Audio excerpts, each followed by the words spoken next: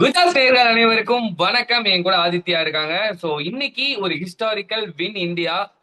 So அதை பத்தி பேசலாம். டே 5. ஸோ செகண்ட் டெஸ்ட்லுமே டே 5 வரைக்கும் போயிடுச்சு. இன்னைக்கு நடக்குமா நடக்காதா, மழை வருமா அப்படின்ற ஒரு பெரிய ஒரு டவுட்டோட இந்தியா களமிறங்கினாங்க. ஸோ ரிசல்ட் வந்து ஒரு பெரிய ஹிஸ்டாரிக்கல் வின்னா வந்து முடிஞ்சிருக்கு. ஸோ ஆதி, இன்னைக்கு மேட்ச் எப்படி போச்சு? ஸோ வந்து ஒரு ஹிஸ்டாரிக்கல் வின் தான். பயங்கரமான வின்னு. ஃபர்ஸ்ட் வந்து இந்த சீரிஸ் நடக்கிறதுக்கு முன்னாடியே வந்து ஒரு பெரிய கேள்விக்குறி இருந்துச்சு. ஏன்னா சீனியர் பிளேயர்ஸ்லாம் போயிட்டாங்க. ஸோ வந்து எடுத்தோடனே ஒரு பெரிய ஓவர்சீஸ் டூர். இந்த டீம் வந்து எப்படி வந்து அடாப்ட் பண்ணும், அந்த டிரான்சிஷன் பீரியட்ல வந்து ஸ்ட்ரகிள் பண்ணுமா, என்ன ஆகும்னு யோசிச்சுட்டு இருந்தாங்க. பட் அங்கிள் சவுக்காருங்கடா நாங்கள் பார்த்துக்கிறோன்னு சொல்லி இந்த யங்ஸ்டர்ஸ் எல்லாரையும் பயங்கரமா திரிக்க விட்டுருக்காங்க. உண்மையை சொல்லணும்னா எஸ்பெஷலி வந்து பேட்டிங் தான் சொல்லணும். ஏன்னா விராட் கோலி ரிட்டையர் ஆயிட்டாரு. ஸோ அந்த ரோஹித் சர்மாவும் இல்லை. ஸோ அந்த மெயின் கோர் பிளேயர்ஸ்லாம் யாருமே இல்லை. 2 வருஷம் முன்னாடி விளையாண்ட பிளேயர்ஸ் யாருமே இல்லை. ஸோ அவங்களே பார்த்தீங்கன்னா போன சீரீஸ்லாம் கொஞ்சம் ஸ்ட்ரகிள் பண்ணாங்க. பட் ஸோ யங்ஸ்டர்ஸ் எப்படி பெர்ஃபார்ம் பண்ணாங்க யோசிச்சோம். பேட்டிங் பயங்கரமாக பெர்ஃபார்ம் பண்ணியிருக்காங்க. இந்த சீரீஸ் 2 மேட்ச் தான் விளாண்டுருக்காங்க. அதுவும் பயங்கரமான பெர்ஃபார்மன்ஸ். ஸோ அதுதான் அது ஒரு மெயின் பாயிண்ட் சொல்லி ஆகணும். ஸோ இந்த மேட்ச்ல வந்து 180 லீட் எடுத்தோம். லீட் எடுத்த அப்புறம் என்ன ஸ்கோர் செட் பண்ணுவாங்க? கண்டிப்பா வந்து நான் அசியூம் பண்ணது 450 எடுப்பாங்க, லீடு கண்டிப்பா எடுப்பாங்கன்னு பார்த்தா போயிடுச்சு. 600 வந்துச்சு டார்கெட்டு. ஸோ வந்து அவங்க எப்படி சேசிங் தான் பண்ண போறாங்க. அவங்க ஸ்கோர் ட்ராலாம் பண்ண மாட்டாங்க. இங்கிலாந்து எப்பவுமே சேசிங் தான் போவாங்க தெரிஞ்சு போச்சு. ஸோ பயங்கரமான டோட்டல். இது எப்படி சேஸ் பண்ணுவாங்க பார்த்தாங்களா? சேஸ் பண்ண முடியல. ஸோ முடிச்சு விட்டாங்க பவுலர்ஸ். எஸ்பெஷலி வந்து ஃபர்ஸ்ட் கில்ல சொல்லணும். கில்லு வந்து அதாவது இதுக்கு முன்னாடி கில் சீரீஸ் முன்னாடி பார்த்தீங்கன்னா ஆக்சுவலாக ஒரு ஸ்டாட்ஸ்லாம் பார்த்தீங்கன்னா ஆவரேஜாக தான் இருந்துச்சு. பெருசாலாம் சொல்ல அளவுக்கு இல்லை. ஸோ ஓகே பிளேயர் தான். ஏன்னா கன்சிஸ்டண்டாக ஸ்கோர்ஸ் தான் அடிக்கல அவர். ஹண்ட்ரட்ஸ் அப்பப்போ அடிச்சிருக்காரு. பட் அவர் டேலண்ட்டுக்கு ஏற்ற வந்து ஒரு ப்ராப்பர் கன்சிஸ்டன்சி இல்லை. பட் அது சாதா சுப்மன் கில். இது வந்து கேப்டன் சுப்மன் கில். 2 மேட்ச்ல 500 ரன் அடிச்சிருக்காரு. ஒரு பெரிய அன்லாக் பண்ணிட்டார் அவரை. ஒரு பயங்கரமான பீஸ்ட் ஃபார்ம் இதெல்லாம். ஸோ இன்னும் இந்த சீரீஸ்ல எவ்வளோ ரன்ஸ் அடிப்பாருன்னு தெரியல. இப்போ ஃபர்ஸ்ட் அவர் தான். ஸோ அவர் தான் மேன் ஆஃப் த மேட்ச் கொடுத்துருக்காங்க. 400+ ரன்ஸ் இந்த ஒரே மேட்ச்ல. So one of the best performance இது. பட் இது போக வந்து பவுலர்ஸ்ல 2 பேர் சூப்பராக போட்டாங்க இந்தியன் டீம்ல. ஃபர்ஸ்ட் சிராஜ். பட் அதுக்கப்புறம் வந்து அன்எக்ஸ்பெக்டடாக பர்ஃபார்ம் பண்ணது ஆகாஷ் தீப் தான். ஆகாஷ் தீப் வந்து செகண்ட் இன்னிங்ஸ்ல 6 விக்கெட்ஸ் எடுத்தார். ஒரு 10 விக்கெட்ஸ் வந்து ரேர் தான் இந்தியன் பவுலர்ஸ்க்கு. பட் அவர் வந்து வந்தோடனே பெர்ஃபார்ம் பண்ணியிருக்காரு. ஸோ மறக்கவே மாட்டார் இந்த மேட்ச் வாழ்க்கையில. இதுக்கு மேல என்ன எந்த மேட்ச் ஆடுவார்னு தெரியல. பட் இந்த மேட்ச் அவர் மறக்கவே மாட்டார். அது கண்டிப்பா உறுதி. அண்ட் அவர் பவுலிங் பத்தி சொல்லணும்னா ஆல்மோஸ்ட் அவர் வந்து ஏசல் ஒரு மாதிரி தான் போட்டிருக்காரு. அவர் பார்த்தீங்கன்னா குட் லெங்த் தான் போட்டுன்னே இருந்தார் இந்த மேட்ச் ஃபுல்லாவே.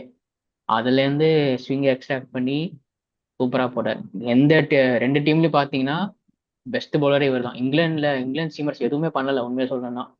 இவரு போட்ட பவுலிங்க்கும் அவங்க போட்ட பவுலிங் பார்த்தா செம டிஃபரன்ஸ் இருந்துச்சு. சிராஜ் ஓரளவுக்கு வந்துச்சு. பட் ஆகாஷ் தீப் வந்து ஒரு ஸ்டெப் அபவ்ல இருந்தார். பும்ரா இல்லாம இந்தியா வந்து இவ்வளவு சூப்பரா விளையாண்டுருக்கு. அது வந்து அன்எக்ஸ்பெக்டடா பண்ணது ஆகாஷ் தீப் தான். ஸோ செம்மையா விளையாண்டுருக்காரு. ஸோ இன்னும் அடுத்த 3 மேட்சும் விளையாடுவார்னு நினைக்கிறேன். பார்ப்போம். பும்ரா வந்துனா இவரு விளையாடுவாரு, சிராஜ் விளையாடுவாரு, ஆகாஷ் தீப் விளையாடுவாங்க. ஸோ இவங்க 3 பேர் சேர்ந்து எப்படி வரும்னு பார்ப்போம். ஏன்னா எனக்கு தெரிஞ்சு வந்து சிராஜ் தேர்ட் பவுலர் ஆக்கிடுவான்னு நினைக்கிறேன் சீமர்ல. ஆகாஷ் இப்ப செகண்ட் ம். சீமரே வச்சிருவாங்க. ஏன்னா இவர் வந்து அந்த மாதிரி ஒரு bowler, wicket taking bowler. So இவர் வந்து பும்ரா கூட சேர்ந்து காம்பினேஷன்ல ஒர்க் பண்ணுவாங்க, ப்ளே பண்ணுவாங்கன்னு நினைக்கிறேன். ஸோ அதுதான் சொல்லி ஆகணும். மற்றபடி ஓவராலாக ஒரு நல்ல டீம் பர்ஃபார்மன்ஸ். கில்லு சந்தோஷமா இருப்பாரு. ஓவராலாக டீம் நல்ல பாசிட்டிவாக தான் இருக்கு.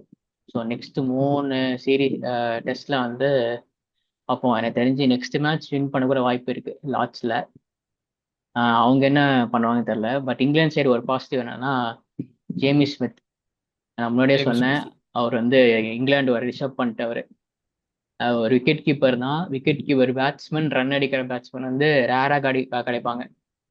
ஓரளவுக்கு டீசெண்டாக ஆடுவாங்க விக்கெட் கீப்பர்ஸ். பட் இந்த மாதிரி அட்டாக்கிங்காக விளையாடுறது வந்து கஷ்டம். கில்கிறிஸ்ட், ரிஷப் பந்த் சைடில் அந்த டெம்ப்ளேட்ல ஜேமி ஸ்மித் வந்திருக்காரு இங்கிலாந்துக்கு.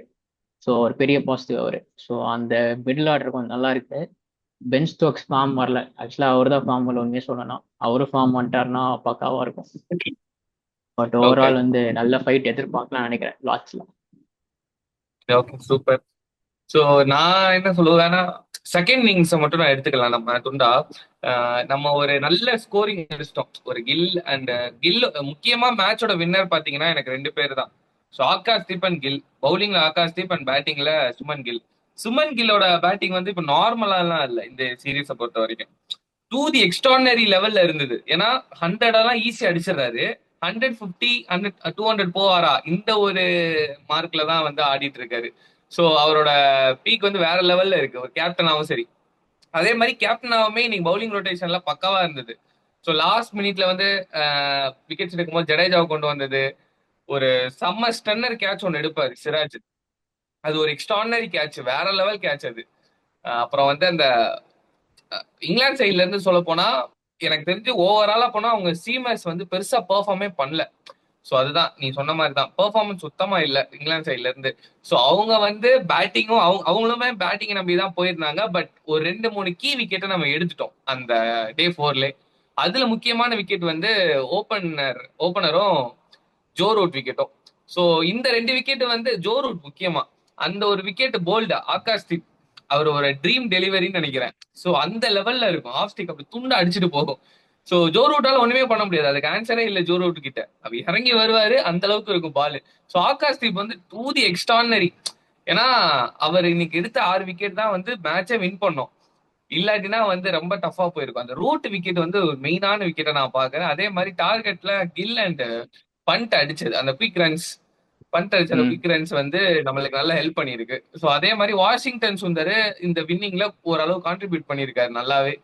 ஸோ அந்த ஒரு விஷயம் வந்து ஒரு பெரிய இதா பாக்குறேன். முக்கியமா சுமன் கில், அவர் வந்து ஒரு கேப்டனா எடுத்துக்கிட்டோம்னா ஒரு அளவுக்கு நல்லா பண்ணிட்டு இருந்தாரு.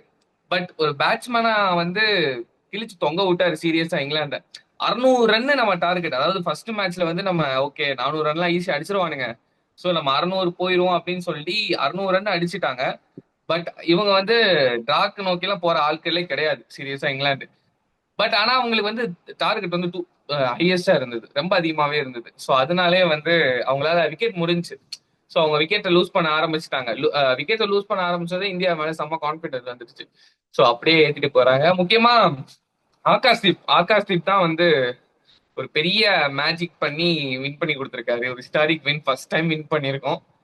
ஸோ அது ஒரு பெரிய விஷயமா இருக்கு. அதே மாதிரி சேஞ்சஸ் இருக்கு நெக்ஸ்ட் மேட்ச்ல. பும்ரா இன், வருவாரு. அது சுமன் கிலே சொல்றாரு. லாஸ்ட்ல பும்ரா வருவாரு. மேபி பிரசித் கிருஷ்ணா தான் வந்து வெளியே போற வைப்பாங்க. பிரசித் கிருஷ்ணாக்கு இன்னைக்கு வந்து சுத்தமா வந்து பெருசா எடுக்கல. அவர் நல்ல குத்ல இருந்து போடுறாரு, பட் அந்த அளவுக்கு வந்து ஒரு இம்பாக்ட் கிரியேட் பண்ணல. பட் ஆகாஷ் தீப்போட பவுலிங் எல்லாம் பாத்தீங்கன்னா விக்கெட் இல்லாம நிறைய பால் வந்து அன்பிளேவபிளா போட்டிருக்காரு. சோ அவர் போடுற எல்லா ஓவர்லயுமே வந்து ஏதோ ஒரு சான்ஸ் வந்துகிட்டே இருந்தது. So அந்த ம். ஒரு விஷயம் தான் வந்து டெஸ்ட் கிரிக்கெட்ல ரொம்ப இம்பார்ட்டன்ட். அது ஆகாஷ் தீப் சூப்பராகவே பண்ணியிருக்காரு. ஓவராலா இந்தியா வந்து கலக்கிட்டாங்கன்னே சொல்லலாம். பயங்கரமா பேட்டிங்லயும் சரி பவுலிங்லயும் சரி பொழந்து கட்டிட்டாங்க. முக்கியமா நெக்ஸ்ட் மேட்ச்ல இருந்து KL ராகுல் இன்னுமே பேட்டிங் ஆனா நல்லா இருக்கும் அப்படின்னு எதிர்பார்க்கப்படுகிறது இந்தியன் ஃபேன்ஸால. சோ அதுதான். கருண் நாயர் விளையாடுவாரா நீ நினைக்கிற? கருண் நாயர், அதுதான் எனக்குமே ஒரு பெரிய கொஸ்டினா இருக்கு. ஏன்னா கருண் நாயர் வந்து பெரிய லெவல்ல பேட்டிங் பண்ற மாதிரி எனக்கு தெரியல. டூ ஷார்ட் தான் குயிக்கா ரியாக்ட் பண்றதுனால. பட் எனக்கு தெரிஞ்சு ஒரு இன்னிங்ஸ்ல நம்ம ஜட்ஜ் பண்ணக்கூடாது. பட் ஆனாலுமே ரெண்டு இன்னிங்ஸ்லயுமே வந்து ஓரளவுக்கு டீசெண்டா தான் ஆடினாரு. பட் ஒரு ஒரு இது தெரியல. ஓகே இம்பாக்ட் கிரியேட் பண்ணுவாரு, ஒரு இவர் ரொம்ப நேரம் நிப்பாரு அப்படின்ற ஒரு இது வந்து டெஸ்ட்டை வந்து அவரு குடுக்கலையோ அப்படின்னு தோணுது எனக்கு. ரெண்டு மூணு பிளேயர்ஸ் இருக்காங்க. ஒன்று வந்து நிதிஷ்குமார் ரெட்டி, கருண் ராயர். இவங்களுக்கு ரீப்ளேஸ்மெண்ட்ஸ் இருக்காங்க. திருஜர் எல்லாம் இருக்காரு. ஸோ அவர் நல்ல பேட்டிங்ல இருந்தார், ஃபார்ம்லயே இருக்காரு அவர்லாம். பேட்டிங் ஆடுவாரு. ஏன்னா துருவ் ஜுரேல். இங்கிலாந்து மாதிரி ஒரு ஆமா, ஆப்போனன்ட் இருக்கும்போது பெர்ஃபார்ம் பண்ணியே பேட்டிங் ஆகணும். வேணும். பேட்டிங் ரொம்ப ரொம்ப இம்பார்ட்டன்ட். அட்லீஸ்ட் ஒரு 30 ரன் கான்ட்ரிபியூட் கொடுத்தே ஆகணும். அது மேபி இல்லைன்னா வந்து ரொம்ப கஷ்டம். மேபி வாஷிங்டன் சுந்தர், நான் என்ன எதிர்பார்க்கறேன்னா வாஷிங்டன் சுந்தரை மேலே அனுப்பி விட்டு துருவ் ஜுரேலை சிக்ஸ் கொண்டு வந்து ஜடேஜா செவன் வச்சா ஓரளவுக்கு நல்லா இருக்குமோ தோணுது. பட் ஆக்சுவலா ட்ரை ஈக்குவலா பண்ணோம். பேலன்ஸ்ட் ஆகும். சாய் சுதர்ஷன் வேற ஒரு மேட்ச் வச்சு உட்கார வச்சாங்க, அவர் என்ன பண்ணுவாருன்னு தெரியல. ஆமா, சாய் சுதர்ஷனுமே வந்து அவர் அன்லக்கினே சொல்லலாம். அவர் வந்து சுத்தமா ஃபர்ஸ்ட் மேட்ச், ஸோ டெபியூட் வேற. அதை வந்து நம்ம ஜட்ஜ் பண்றது வந்து டூ இயர்லியோ தோணுது. எனக்கு மேபி என்னமோ பார்க்கலாம். அவரை. ஏன்னா ம். ரொம்ப கான்பிடன்ஸோட தான் இருக்காங்க இந்த மேட்ச் செகண்ட் டெஸ்ட் ஜெயிச்சுட்டு. ஸோ லார்ட்ஸ்ல நடக்க போறதுலயும் அதே கான்ஃபிடன்ஸ் வருவாங்க. அதுவும் பெரிய நாள் டிஃபரன்ஸ்லாம் இல்லை, குயிக்கா வரப்போகுது. ஸோ 10ஆம் தேதி. ஸோ அது பார்க்கலாம் எப்படி இருக்குன்னு. லார்ட்ஸ்ல எனக்கு தெரிஞ்சு கொஞ்சம் கஷ்டமான பிச்சா இருக்க வாய்ப்பு இருக்கு. கொஞ்சம் லோ ஸ்கோரிங் மேட்சா இருக்க வாய்ப்பு இருக்கு. அந்த இடத்துல வாய்ப்பு யாரு இருக்கு. பெர்ஃபார்ம் பண்றாங்க பார்க்கணும். அந்த மாதிரி ஒரு பிச் இருந்துச்சுன்னா அப்ப யார் நல்லா பேட்டிங் ஆடுறான்னு பார்க்கணும் இந்தியா ஸ்டைல்ல இருந்து. கரெக்ட். அந்த மாதிரி பிச்சில் வந்து பேட்டிங் ஆடுறது ரொம்பவே டஃப். அதுல ஆடி நாங்கன்னா இன்னும் நல்லா இருக்கும். பண்ட் வந்து இந்தியாவுக்கு ஒரு பெரிய அசட்டா நான் பாக்குறேன். அவர் என்னதான் வந்து நம்ம வந்து கிரிட்டிசைஸ் பண்ணாலுமே, ஒரு மேட்ச் டக்ல போறாரு, ஒரு மேட்ச் சிங்கிள் டிஜிட் எல்லாமே சொன்னாலுமே, அவர் வந்து ஒரு இந்தியாவுக்கு தேவை அந்த மாதிரி ஒரு பிளேயர். ஏன்னா ஒரு குயிக்கா ரன்ல இருக்கட்டும், இப்போ வந்து ஒரு ஒரு இம்பாசிபிளான ஒரு டார்கெட் வந்து சேஸ் பண்ண போறோம் அப்படின்னா அவர் அவர் பயங்கரமா ரன் ஏத்தி கொடுத்துறாரு. ஸோ இம்பாசிபிளா கொஞ்சம் பாசிபிள் ஆக்குறாரு. ஸோ அந்த மாதிரி ஒரு பிளேயர் வந்து கண்டிப்பா தேவை. ஸோ பண்ட் அது சூப்பராகவே பண்ணிட்டு இருக்காரு. அவரோட கேம் என்னங்கிறத ஈஸியா அடிச்சு போயிடுறாரு. ஸோ அதே மாதிரி சிராஜ் சிராஜ் பவுலிங்குமே நல்லா இருக்கு, சூப்பரா ஆமா, போட்டிருந்தாரு. பட் அவர் அன்லைக்கி, அவருக்கு பெருசா விக்கெட்ஸ் கிடைக்கல. பட் அவரோட லென்த் எல்லாம் வந்து ஃபுல் எஃபோர்ட் போட்டுட்டு தான் இருக்காரு. அதுதான் சிராஜ் என்னன்னா அவரை தேர்ட் சீமரா யூஸ் பண்ணணும் என்ன பொறுத்த வரைக்கும். ஏன்னா ரெண்டு சீமர் ஃபர்ஸ்ட் ரெண்டு பொசிஷன் கொடுத்து தேர்ட் சீமரா யூஸ் பண்ணா சிராஜ் கொஞ்சம் ப்ரெஷரே இல்லாம ஜாலியா போடுவாருன்னு தோணுது. ஏன்னா அவர் எப்ப ம். பார்த்தாலும் நீ எவ்வளவு ஓவர்ஸ் கொடுத்தாலும் ஒரே மாதிரி தான் போடுவார். ஃபுல் எஃபோர்ட் கொடுத்து போடுற ஆமா. போல அவர். ஸோ அவருக்கு ஒரு கரெக்டான காம்பினேஷன் அந்த அந்த த்ரீ சீமர் காம்பினேஷன் பக்காவா அமைஞ்சா போதும் நம்ம கண்டிப்பா நல்ல விக்கெட் சொல்றோம். 20 விக்கெட்ஸ் ஈஸியா எடுத்துடலாம் எனக்கு தெரிஞ்சு. ஓகே. ஸோ அதுதான். ஸோ ஒரு பெரிய வின்னுக்கு அப்புறம் இந்தியன் ஃபேன்ஸ்லாம் வந்து ரொம்ப சந்தோஷமா இருப்பாங்க இன்னைக்கு. ஏன்னா ஒரு சாதாரண விஷயம் இல்லை, இங்கிலாந்துல போய் ஜெயிச்சுட்டு வர்றதெல்லாம் வந்து அதுவும் நம்ம ரெக்கார்ட்ஸ் எல்லாம் பார்த்தோம்னா இன்னும் ஒரு மேட்ச் கூட ஜெயிச்சது இல்லை. ஸோ இது சுமன் கில் தலைமையில வின் பண்ணது வந்து Shubman Gill and co. So இன்னுமே இது வந்து ஒரு பெரிய பூஸ்டா இந்தியாவுக்கு இருக்கு. ஸோ நெக்ஸ்ட் எரா வந்து ஸ்டார்ட் ஆயிடுச்சு ஆல்ரெடி.